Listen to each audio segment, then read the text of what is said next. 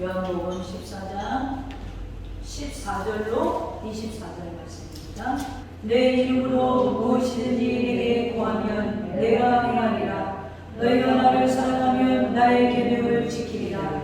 내가 아버지께 구하겠으니 또 다른 보혜사를 너희에게 주사 영원토록 너희와 함께 있게 하리니 그는 진리의 영이라. 세상은 능히 그를 받지 못하나니 그는 그를 보지도 못하고 알지도 못합니다. 그러나 너희는 그를 알아니 그는 너희와 함께 하시니요 또 너희 속에 거하시니 했으랴. 내가 너희를 고아와 같이 부르지 아니하고 내게 이르러 보리라. 조금 있으면 세상은 다시 나를 보지 못할 것이거늘 너희는 나를 보리니 이는 내가 살아있고 너희도 살아있겠습니다. 그날에는 내가 아버지 안에 너희가 내 안에 내가 너희 안에 있는 것을 너희가 알리라. 나의 계명을 지키는 자라야 나를 사랑하는 자니 나를 사랑하는 자는 내 아버지께 사랑을 받을 것이요 나도 그를 사랑하여 그에게 나를 나타내리라.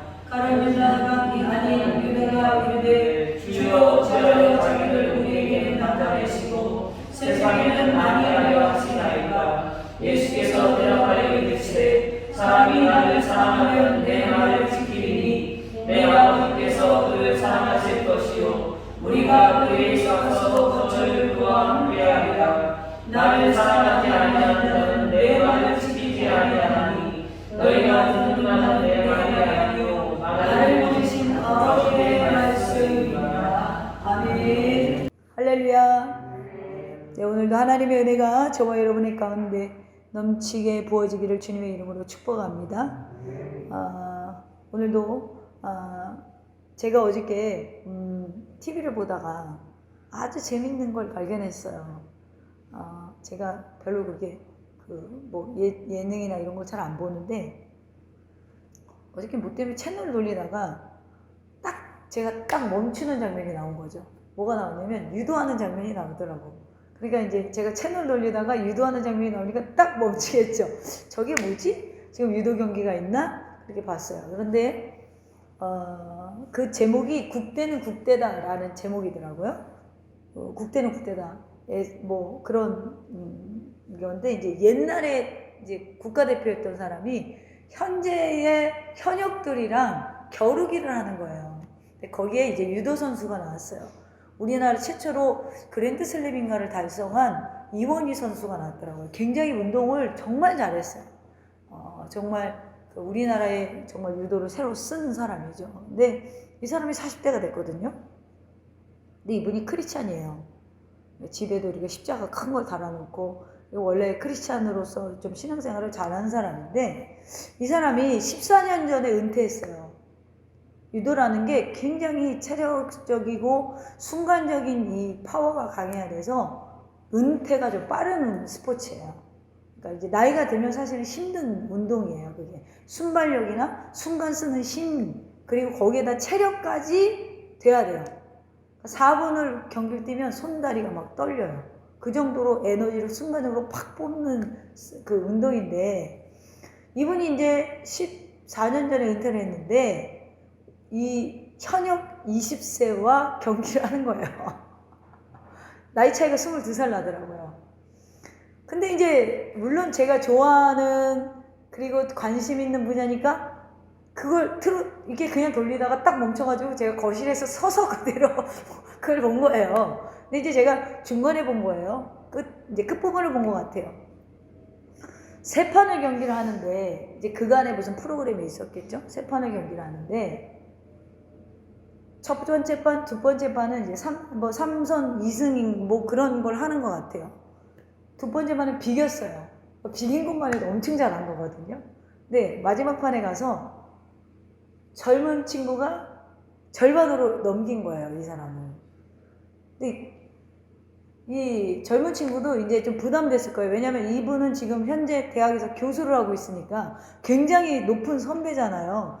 좀 본인이 기량이 좋아도 좀 위압감이 있었겠죠. 근데 세 번째 판 됐으니까 그 친구도 사활을 걸고 할 거 아니에요? 절반으로 했는데 순발력이 떨어지니까 넘어가더라고, 체력이. 그래서 넘어가니까 다들 안타까운 거죠. 넘어가는 사람이 아닌데 넘어간 거예요. 그래서 1분이 남았는데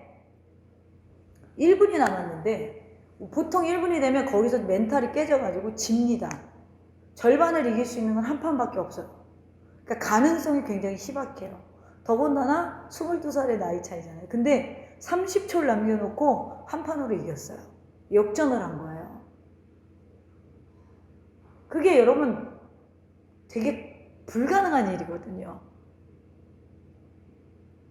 제가 늘 굉장히 좋아했던 선수인데 제가 이렇게 나이 보니까 저랑 1살 차이에요. 그 선수가 정말 유도를 잘하긴 했지만 현재의 그 방송 프로그램에서 20세 그 현역과 해서 이길 수 있는 거는 참 불가능하지 않을까 모두가 염려를 했어요. 체력적인 소모가 크기 때문에. 그런데 경기가 끝나고 발표를 하나 있어요. 그 선수가, 그 노장 선수가 뭘 했냐면 2024년이 아마 그 파리올림픽인가 봐요. 저 잘 기억을 못하는데 그 올림픽에 국가대표전에 나가겠다는 거예요. 대학 교수하다가 아들 골프 가르치다가 그 도전을 하는 거 보면서 제가 굉장히 그 불씨가 타오르는 거예요. 여러분, 이 운동선수들은 되게 도전하는 거 좋아하거든요. 이 가능성의 세상의 일도요. 가능성이 조금이라도 보이니까 도전을 하겠죠. 그런데 우리 그리스도인들은 내 안에 뭘 간직한 사람이죠? 불을 가진 사람들이잖아요. 불이 뭐죠? 성령님을 모시고 있잖아요. 지난 금요일에도 얘기했지만 내 안에 보배가 계시잖아요. 예수 그리스도가 계시잖아요. 바로 성령님이 내 안에 있는데 그분으로 말미암아 이제 내 힘이 아닌 하나님의 힘으로 사는 사람들이에요. 할렐루야. 그러니까 나도 다시, 우리도 항상 다시 내가 어떤 일이 있고 힘들고 괴로운 일이 있더라도 우리 다시 일어날 수 있는 힘이, 여러분 세상에 가능성이 보여도 그렇게 다시 무모한 도전을 하는 사람을 보면서 제가 그런 마음이 오는 거예요. 야, 우리도 다시 힘을 내어 볼 수 있는 계기가, 우리는 세상의 기준이 아닌, 우리도 내 안에 성령님이 계시니까, 내가 불을 가지고 있으니까 다시 힘을 낼 수 있는 원동력이 되지 않는가. 물론 그분이 크리스찬이긴 하지만 성령님을 의지해서 하는지 안 하는지 제가 모르죠. 신앙적인 대화는 안 해봤으니까. 그러니까 그런 마음이 들면서 제가 어떻게 보면 조금 약간 위축됐던 그런 마음이, 여러분들 저를 봤을 때 사람들이 다 그래요. 전혀 위축이 없고 항상 자신이 있고 어디 가나 당당하고, 제 성격이 그러질 않아요. 어디 가나 위축이 많이 되고 어디 가나 좀 소심하고, 제가 어디 가면 대부분 손을 많이 들고 이렇게 인도로 하는데 저 주먹을 많이 져요. 왜 지는지 알아요? 아무도 모르죠. 손이 떨려서 그래요. 그 정도로 굉장히 소심한 성격이에요. 손이 떨리니까 손을 쥐는 거예요. 손 떨림을 방지하기 위해서. 그거는 이제 나만이 갖고 있는 그 순간에도 나랑 싸우는 거예요. 이걸 극복해야지. 그러니까 저는 강단에 설 때마다 더 성령님이 간절한 거예요. 왜? 내 힘으로 못하니까. 내 힘으로 하면 떨려서 무슨 말을 하고 가겠어요. 예전에 중앙장로교회 나경일 목사님이 이제 부임을 해서 가려면, 여러분 담임 목사님 청봉할 때 당회가 있는 교회는요, 당회에서 테스팅을 해요. 세워놓고 목사님들 설교하는 걸 듣고 채점을 매겨서 자기네들이 원하는 목사님을 뽑아요. 이분도 이제 신학교 가가지고 당회가 있는 데 가서 설교를 해봤나 봐요. 설교를 하다가 기절했대요. 너무 떨려서 일어나 보니까 기절했대요. 그런 분이 어마어마하게 큰 교회를 일으키고 부흥시켰잖아요. 그분이 한 거라고는 기도밖에 없어요. 지금은 뭐 어떤 평가를 받는지 그거 중요하지 않고 그 당시엔 그랬다는 거예요.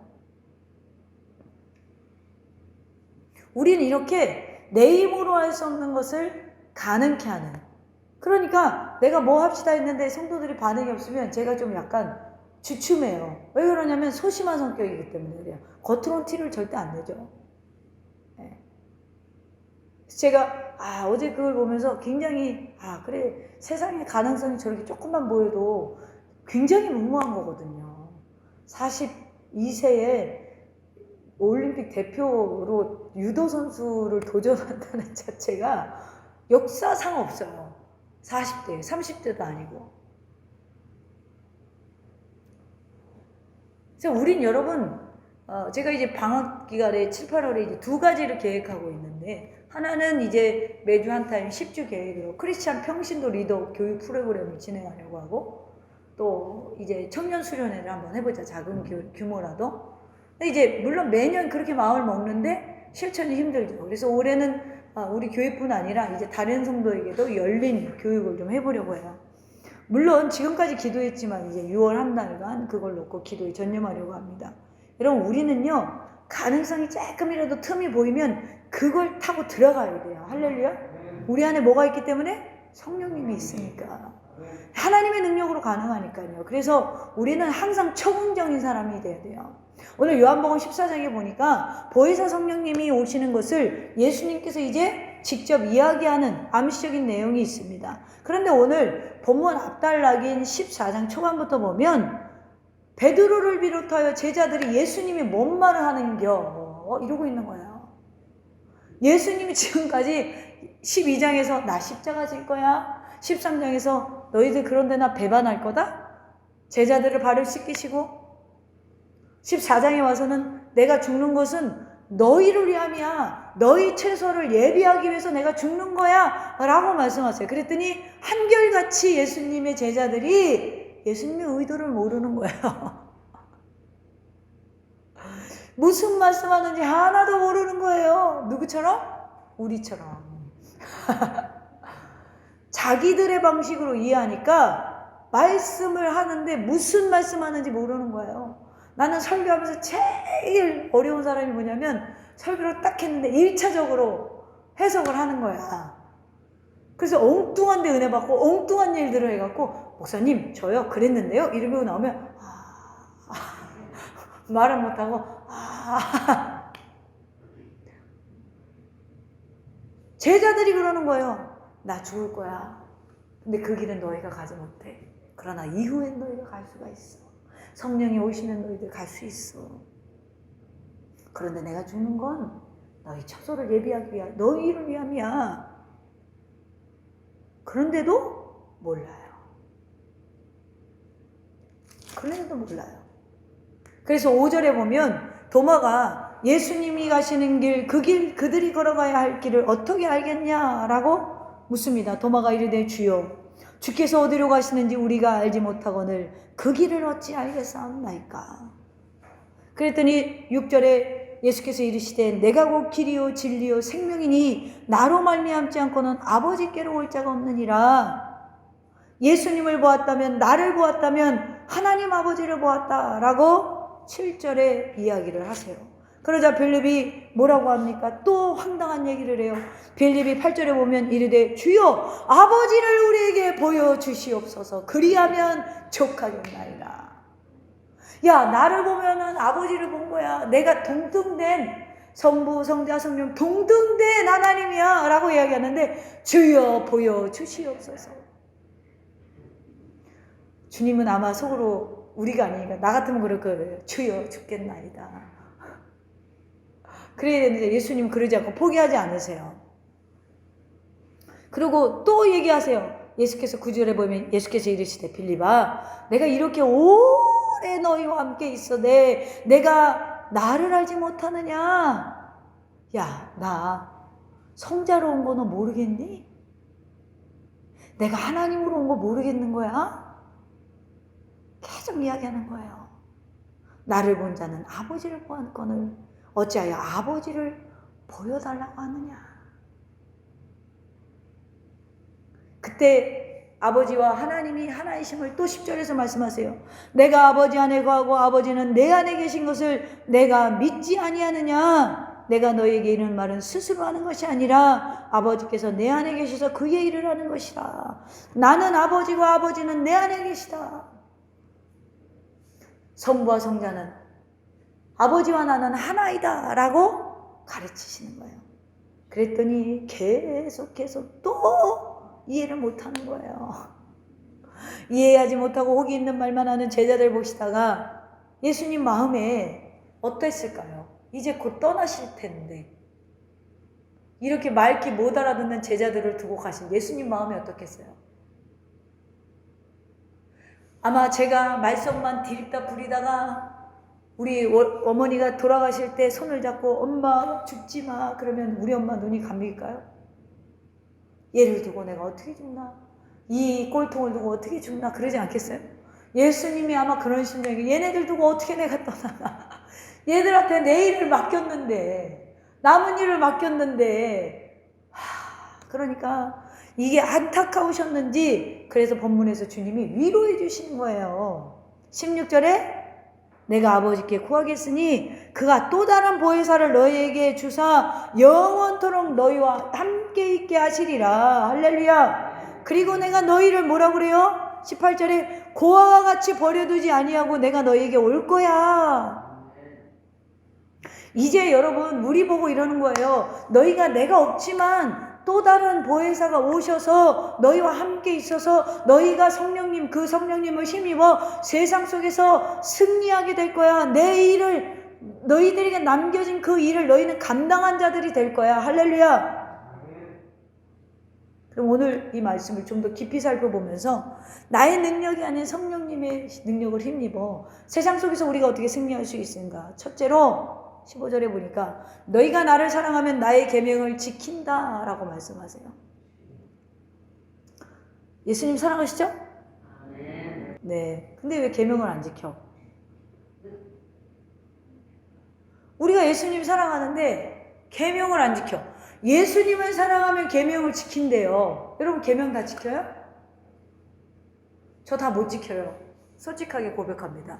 다 못 지켜요. 여러분 지켜요? 못 지켜요. 담임 목사가 못 지킨다니까 편안하게 마음 먹고 저는 못 지킵니다. 그래도 괜찮아요, 장로님. 못 지켜요. 예수님이 13장 34절에 보면 새 계명을 너희에게 주노니 서로 사랑하라. 내가 너희를 사랑한 같이 너희도 서로 사랑하라 라고 하세요. 그러니까 사랑하는 새 계명을 주시고 너희가 나를 사랑하면 나의 계명을 지킬 거야 라고 말씀하세요. 그리고 13장 35절에 보면 서로 사랑함으로써 예수님의 제자인 줄 알겠다라고 말씀하세요. 오늘 본문에서도요. 거듭해서 14장 15절에 보면 너희가 나를 사랑하면 나의 계명을 지킨다. 21절에서도 나의 계명을 지키는 자라야 나를 사랑하는 자니 23절에도 사람이 나를 사랑하면 내 말을 지키리니 할렐루야. 왜 안 지키냐고. 이것이 그리스도의 삶이래요. 계명을 지키는 것이 그리스도의 삶이래요. 여러분 예수님 사랑하면 그 말씀을 지켜야 돼요. 아멘? 그런데 그게 되던가요? 그게 돼요? 여러분 우리가 왜 이게 지금 안 될까요? 잘못 알고 있어서 그래요. 여러분 예수님을 사랑하면 그 말씀을 지킨대요. 지키는 걸로 하나님 사랑하는 건 안 돼요. 근데 그게 안 돼요. 우리가 안 돼요. 저도 안 돼요. 이 말씀을 보면서 대부분 행하라라고 못 봐요. 계명을 지키는 것만 본단 말이에요. 지키면 하나님을 사랑한다라고 알아요. 그런데 여러분 좀 더 성경을 깊게 보면요. 이 말씀을 오늘 본문 한마디로 정리하면 성령님이 오시면 계명을 지킬 수 있다는 거예요. 성령님이 안 오시면 계명을 못 지켜요. 성령님이 오시면 지키게 된다는 거예요. 계명을 지키는 자라 예수님을 사랑한다라고 했잖아요. 그랬더니 많은 성도들이 계명을 지키는 데만 포커스를 맞춰서 행하면 예수님 사랑하는 줄 알아요. 그러나 그게 아니라요. 우리가 누구로 인해 예수님을 나의 메시아로 믿죠? 우리가 누구로 인해 예수님이 나의 메시아로 믿어져요? 이렇게 힌트를 줘도 모르네. 성령님. 성령님으로 말미암아 믿어지는 거잖아요. 내 의지로 믿어요? 하나님이 날 택하시고 복음을 들을 때 내 안에 반응이 일어나도록 누가 믿어지게 하셨죠? 성령님이 믿어지게 하셨어요. 마찬가지예요. 성령님이 오시면 계명을 지킬 수 있다. 즉 성령이 우리 안에서 예수님을 사랑하게 만든다는 거예요. 본문 해석을 그렇게 해야 된다는 거죠. 그러므로 그분이 오시면 십자가를 질 수 있다 없다? 있다는 거예요. 그 예로 예수님이 15장에서 우연이 아닌 필연적으로 이렇게 기록하세요. 15장 1절 볼까요? 나는 참포도나무요 내 아버지는 농부라. 4절에 봅니다. 내 안에 거하라 나도 너희 안에 거하리라. 가지가 포도나무에 붙어있지 아니하면 스스로 열매를 맺을 수 없음같이 너희도 내 안에 있지 아니하면 그러하리라. 나는 포도나무요 너희는 가지라. 그가 내 안에 내가 그 안에 거하면 사람이 열매를 많이 맺나니 나를 떠나서는 너희가 아무것도 할 수 없음이라. 할렐루야. 14장이 이해되지 않으면 15장이 이해되지 않는 거예요. 그분이 오시면 내가 십자가를 질 수 있고, 그분이 오시면 내가 환난을 이길 수 있고, 그분이 오시면 내가 박해를 감당할 수 있고, 그분이 오시면 순교의 자리로 나갈 수 있어요. 그 예로 15장에서 15장 2절에 물을 뭐요? 내게 붙어 있어. 물은 내게 붙어 있어. 4절에 내 안에 거하라. 내가 열매 맺는 게 아니죠. 그분이 나를 열매 맺도록 하는 거예요. 그러니까 우리는 뭐 하면 돼요? 그분께 붙어만 있으면 돼요. 할렐루야. 그분께 붙어 있어야 계명을 지킬 수 있다. 결국 하나님이 원하시는 삶과 열매는 하나님 안에서 가능하다는, 하나님으로만 가능하다라는 이야기를 하고 계시는 거예요. 우리는 예수님을 통하여 많은 사랑을 받았습니다. 그리고 예수님을 사랑해야 되는 거 당연해요. 제자라면 마땅히 스승을 사랑해야 됩니다. 스승을 사랑하지 않으면 제자일 수 없죠. 스승의 지식이나 기술만 아니라 그 인격을 담고 따르는 사람이라야 제자인 것입니다. 우리는 예수님을 사랑하여 닮는 제자예요. 그런데 닮기 전에 본질적인 걸 놓치고 신앙생활하고 있어요. 그분 안에 계셔야 된다는 거예요. 예수님을 사랑하는 첫 번째 단계, 우리가 그분을 믿고 그분이 내 안에, 내가 그분 안에 있어야 된다는 거예요. 내 능력이 아닌 하나님의 능력으로 해야 된다는 거예요. 여러분, 예수님이 제자들을 얼마나 사랑했어요. 요한복음 14장 1절 이하에 보면 세상에 있는 자기 사람들을 사랑하되 끝까지 사랑하신다라고 했어요. 제자들이 바울을 닦아주는 사람, 무엇보다도 십자가에 달려 죽기까지 사랑, 우리가 어떻게 이런 사랑을 할 수 있어요? 저는 못해요. 여기에 우리는 묻지 않을 수 없어요. 나는 못해요. 예수님의 제자들이 과연 이런 사랑을 할 수 있을까?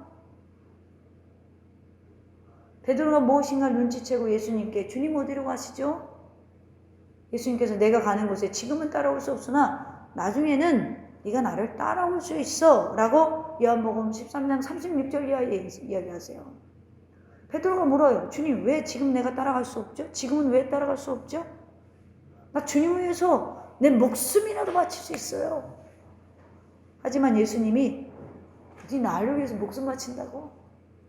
닭 울기 전에 세 번 나를 모른다고 부인할 거야. 예수님 얼마 지나지 않아서 베드로가 3번씩이나 예수님 모른다고 할 것을 알고 계셨어요.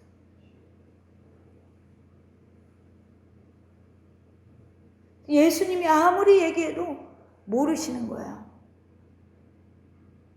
16장 2절에도 보면, 12절에도 보면 내가 아직도 너희에게 이를 것이 많으나 지금은 너희가 감당하지 못하리라. 하고 싶은 말, 남기고 싶은 말 많지만 아직 지금 제자들 안에 뭐가 못 왔어요? 성령이 안 왔잖아요. 못한다는 거예요.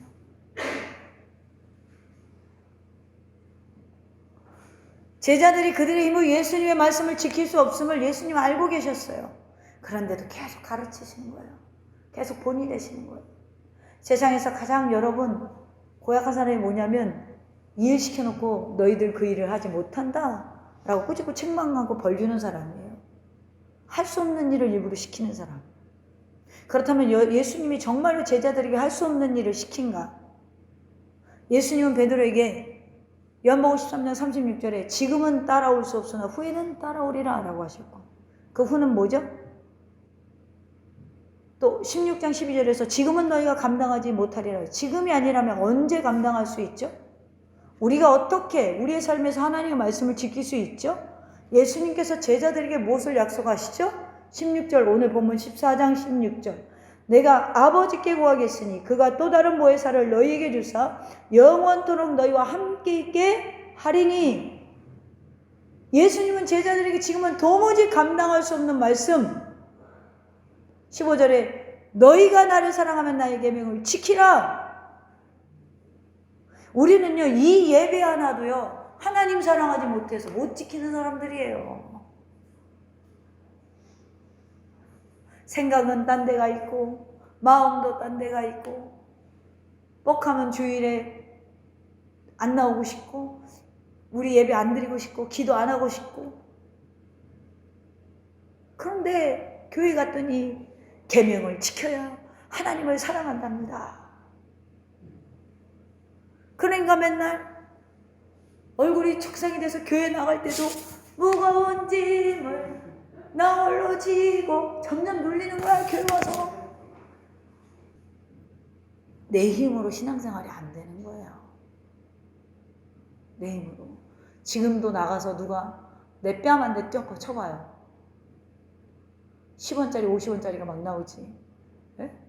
10원짜리 50원짜리 뭔지 알아요? 여기요. 비타민C가 막 나오죠. 네? 왜 그래요? 내 힘으로는 걸 못 찾아요. 예수님 뭐라고 그랬어요? 한쪽 뺨을 때리면 다른 쪽 뺨도 때리잖아요. 여기서 보혜사라는 단어는 파라클레토스, 가까이서 부르다라는 말에서 유래했어요. 그러니까 위로해주는 사람, 격려해주는 사람, 변호해주는 사람, 여기에서 우리가 주목해야 되는 단어가 또 다른 보혜사를 보내주시겠다라는 거예요. 또 다른 보혜사. 또 다른 보혜사가 뭘까요? 요한일서 2장 1절에 보면 나의 자녀들아 내가 이것을 너희에게 쓰면 너희로 죄를 범하지 않게 하려 함이라. 만일 누가 죄를 범하였어도 아버지 앞에서 우리에게 대언자가 있으니 곧 의로우신 예수 그리스도라. 자, 이 예수님은 뭐예요? 가까이서 우리를 부르시고 위로해주고 격려해주고 우리의 영혼을 뭐예요? 십자가의 심판대 앞에서 우리를 구속해 주신다라고 했어요. 그를 힘어서 갔어요. 그런데 또 다른 보혜사, 지금 말씀하시는 예수님이 본문에서 말씀하시는 내가 아버지께 구하겠으니 그가 또 다른 보혜사를 너희에게 주사라는 건 이미 지금 예수님이 뭐예요? 보혜사로 오셨다는 거예요. 현재 공생의 시절에 예수님은 찬빛으로 세상에 오시고 길과 진리가 되셨고 예수님은 사람이 하나님께 나아가는 길이 되어 주셨습니다. 우리가 분명히 지금 요한일서 2장 1절에서 읽었죠. 예수님은 하나님을 보여주시는 진리로 오셨어요. 예수님을 믿는 자들을 살리는 생명으로 오셨어요. 예수님은 하나님과 사람 사이의 중보자로 오셨어요. 예수님은 이 세상에 오셔서 하나님을 보여주셨어요. 그리고 그 사람이 하나님께로 나아갈 수 있는 길을 만들어주기 위해서 십자가에서 죽으시고 부활 승천하셨어요. 그리고 떠나시기 전에 하나님께서 약속하신 대로 각 사람에게 머물러 계시면서 위로하고 격려하고 변호해줄 또 다른 보혜사가 오신다라고 말씀하세요. 여기에서 예수님을 대신하여 사람을 돕기 위해서 오실 또 다른 보혜사는 예수님이 하나님이셨던 것처럼 하나님과 동등하셔야 하고 예수님과 동등하신 분. 17절 보겠습니다. 그는 진리의 영이라 세상은 능히 그를 받지 못하나니 이는 그를 보지도 못하고 알지도 못함이라. 그러나 너희는 그를 아나니 그는 너희와 함께 거하심이요 또 너희 속에 계시겠음이라. 아멘. 지금 하나님 나라를 소개하는 예수 그리스도가 이 땅에 오셨는데 이가 성령 하나님, 성자 하나님, 성부 하나님, 하나님으로서의 예수님으로 제자들이 봐요, 못 봐요? 못 봐요. 그런데 진리의 영이 오시면 세상은 그를 또 똑같이 못 봐요. 그런데 우리 믿는 자들은 그를 통하여서 그가 우리와 함께 가시고 우리 속에 하심으로 우리에게 남겨진 일들을 감당케 한다라는 거예요. 할렐루야. 여러분, 여기에서 진리의 영, 또 다른 보혜사는 진리의 신 하나님께로부터 오는 영이자 진리이신 예수님의 영, 진리의 영은 하나님이신 성령님으로 오십니다. 우리가 여기에서 또 다른 보혜사가 영이라는 사실을 반드시 기억해야 돼요. 여기서 영, 피뉴마, 마치 공기의 흐름과 같이 예수님은 니고데모에게 요한복음 3장 8절에 이렇게 말씀하세요. 바람이 임의로 불매 내가 그 소리는 들어도 어디로 와서 어디로 가는지 알지 못하나니 성령으로 난 사람도 그러하니라 라는 이 영이 바로 피누마라는 단어를 썼습니다. 또 다른 보혜사가 영이라는 것은 영이 아닌 것을 또 다른 보혜사라고 하는 것은 잘못이기 때문에 예수님과 그리고 또 다른 보혜사가 지금 뭐예요? 성부, 성자, 성령은 하나이지만 다른 역할을 하고 있음을 지금 암시적으로 이야기하고 계신 것입니다. 인간의 몸을 얻고 오셨지만 이후에 오실 성령님은 이제 영으로서 우리에게 계신다는 거예요. 예수님은 뭘 입고 오셨죠? 예수 그리스도는 인간의 몸을 참 신이시며 참 인간으로 오셨어요. 근데 성령은 뭐예요? 우리 속에 거하신다는 거예요. 할렐루야. 어떤 존재로서? 영의 존재로서. 그런데 간혹 이단 교주들이 자신을 하나님이라고 하고 또 예수님이라고 하고 보혜사라고 주장하는 사람들이 있죠. 이것은 이단 중에 이단이죠. 왜요? 또 다른 보혜사는 영적으로 우리 안에 있기 때문에 그렇게 나타나지 않는다라는 거예요. 사람의 몸을 입고 세상에 오신 보혜사이신 예수님은 우리를 위하여 십자가를 지셨고 부활하셨습니다. 참 하나님이 참 사람이 되심으로 모든 사람의 죄를 위해서 지불해야 할 값을 치르셨어요. 성령님이 이제 영으로서 우리에게 오셔서 어떤 일을 하십니까? 18절에 내가 너희를 고아와 같이 버려두지 아니하고 너희에게 오리라 라고 했더니 재림 예수님으로 생각하는 것이 아니라 성령이나 성자나 성부나 같잖아요. 그러니까 뭐예요?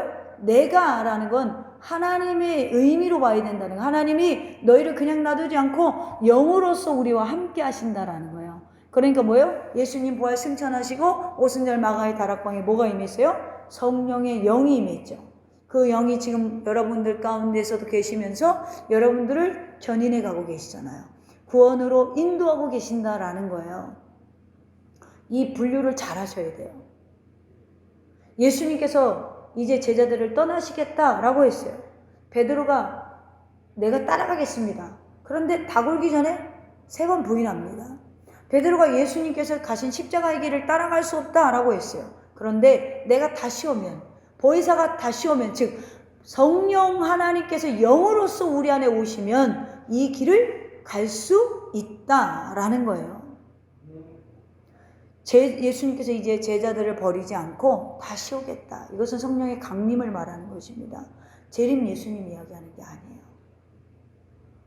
성령님의 임재는 예수님의 임재이고 성령님의 임재는 하나님이 우리와 함께 하신다는 거예요. 19절에 조금 있으면 세상은 다시 나를 보지 못할 것이로되 너희는 나를 보리니 이는 내가 살아있고 너희도 살아있겠습니다.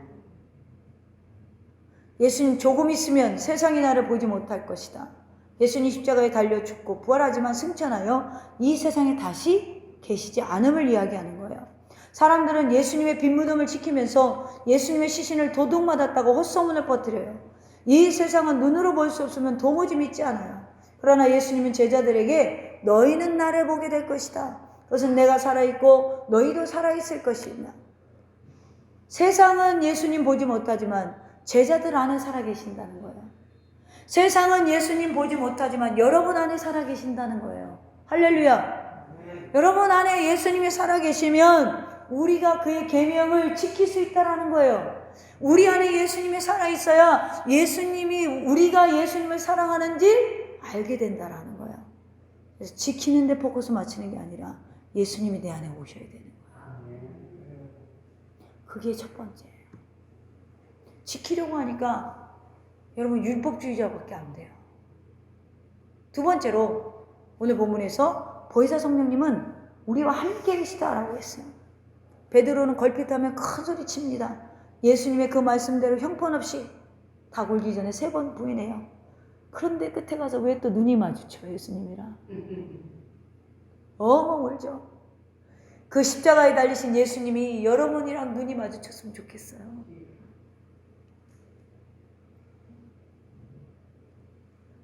그랬던 베드로가요. 사도행전 가서 완전 달라져요. 예루살렘 거리에서 정말로 큰 소리치는 베드로가 됩니다.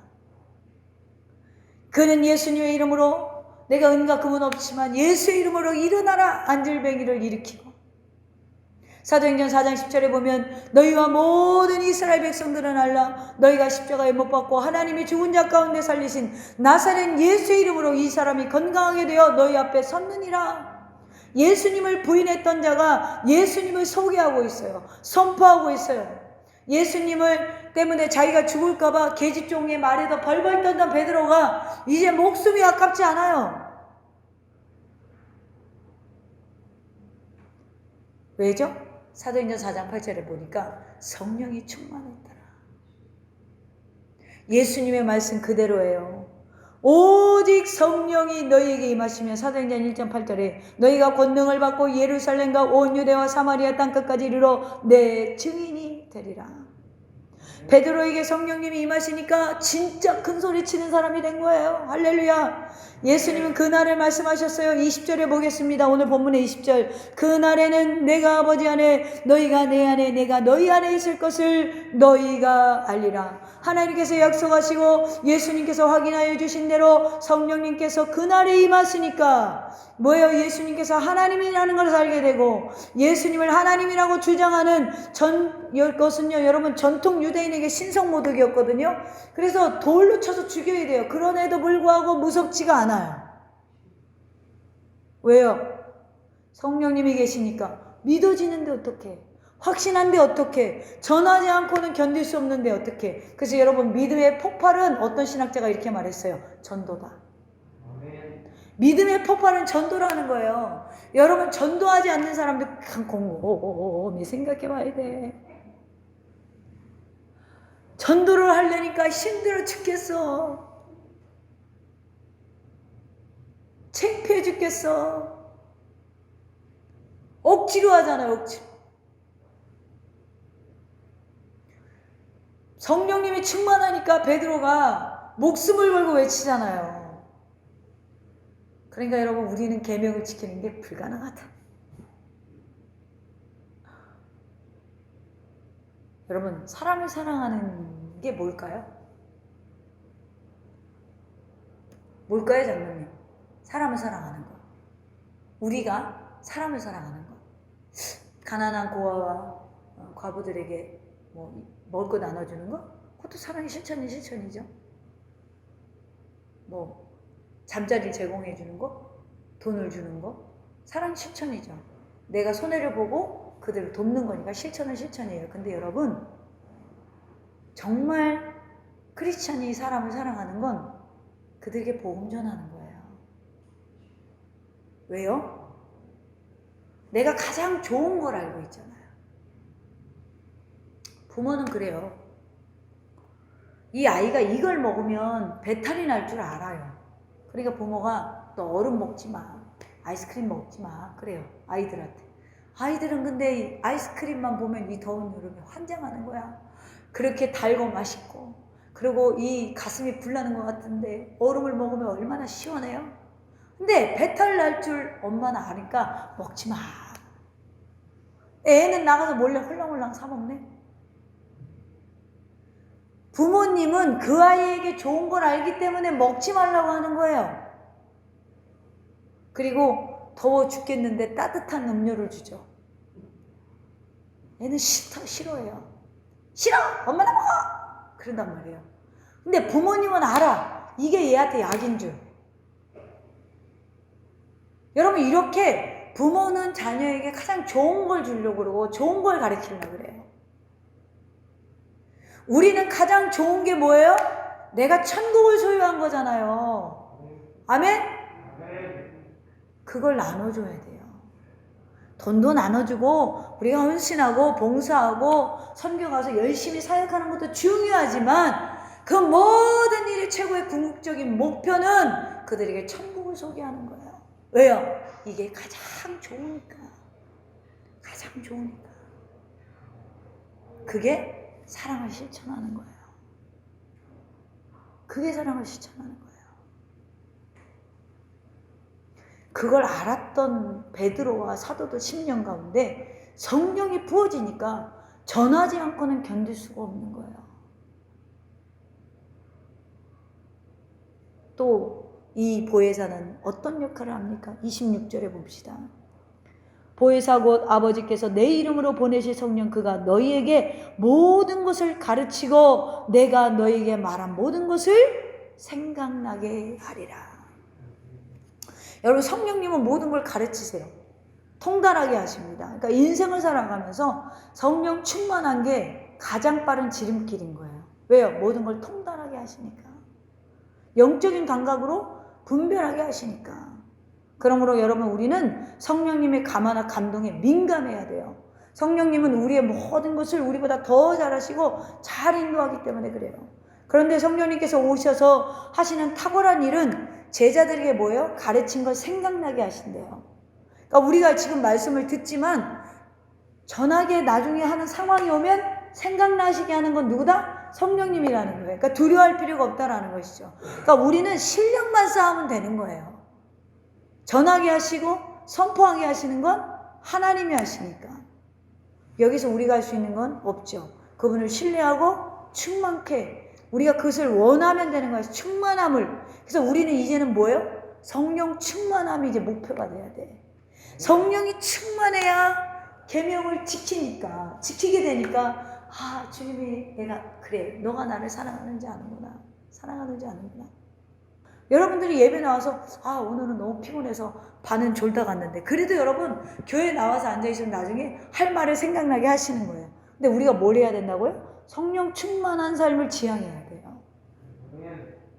영적인 일에 관심이 많아야 되고.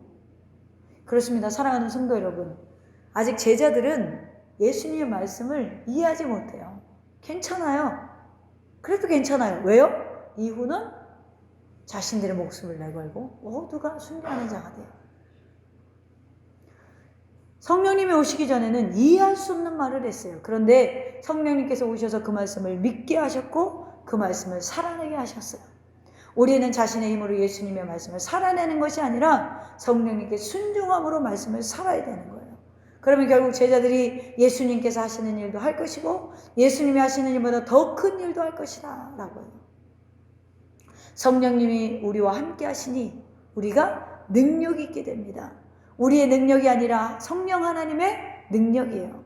성령님께서 우리들 안에 거하시면서 참된 성전으로 우리가 자라나게 되는 것입니다. 여러분, 성령을 소유한 자는요, 예수 그리스도의 일을 알게 돼요. 따라서 믿는 자는 성령의 사역을 따라서 예수 그리스도와 함께 행하는 자가 진짜 믿는 자예요. 성령과 함께 걸어가는 삶을 사는 사람들, 하나님 아버지의 말씀을 따르고 예수 그리스도의 권면을 따라 살아가는 자들. 예수님은 우리에게 성령 하나님을 약속하십니다. 성령을 통하여 예수 그리스도에게 나아갑니다. 지금은 성부, 성자, 성령 중에 성령이 우리 안에 계셔서 가장 사역과 활동을 많이 하고, 보라 지금은 은혜 받을 만한 때요 구원 얻을 날이로다. 여러분, 그리스도의 말씀을 생각하고 지킴으로 그 그리스도 안에 우리가 거하고 성령님 안에 거하는 것이죠. 그랬더니 우리는 뭐예요? 우리 15장 7절 보고 봅시다. 너희가 내 안에 거하고 내 말이 너희 안에 거하면 무엇이든지 원하는 대로 구하라. 그리하면 이루리라. 할렐루야. 오늘 본문의 14절에도 내 이름으로 무엇이든지 내게 구하면 내가 행하리라. 반복해서 계속 이런 말씀을 하시죠. 그런데 이것 또한 성령이 우리 가운데 거하면 정말 하나님과 온전히 연합된 삶을 살아갈 때 우리가 구하면 이루어 주신대요. 여러분 여기에 함정이 있어요. 내가 원하는 대로 구해 주신데 근데 전제 조건이 뭐였죠? 성령이 우리 안에 거하면 정말 내가 원하는 대로 구할까요? 하나님이 원하는 기도를 하겠죠. 하나님이 원하시는 기도를 하게 되겠죠. 여러분, 오늘 우리는 여전히 세상에서 악한 사탄과 싸우고 있지만 때로는 좌절과 절망에 창과 칼에 상처 입은 영혼들이지만 그래도 오늘 우리가 새롭게 도전하고 새롭게 힘을 낼 수 있는 것은 우리의 승리가 결론이기 때문에 그래요. 결론이 되는 이유는 뭐죠? 보혜사 성령이 우리 가운데 거하시며 그 성령으로 말미암아 우리는 모든 일을 내게 능력 주시는 자 안에서 모든 일을 감당할 수 있는 자들이기 때문에 그렇습니다. 할렐루야. 지금은 지킬 수 없어도 여러분들이 성령 충만한다면 하나님이 말씀하신 너희가 서로 사랑하라. 사랑하면 내 제자인 줄 알리라. 이 말씀이 우리 삶 가운데 이루어지기를 주님의 이름으로 축원합니다.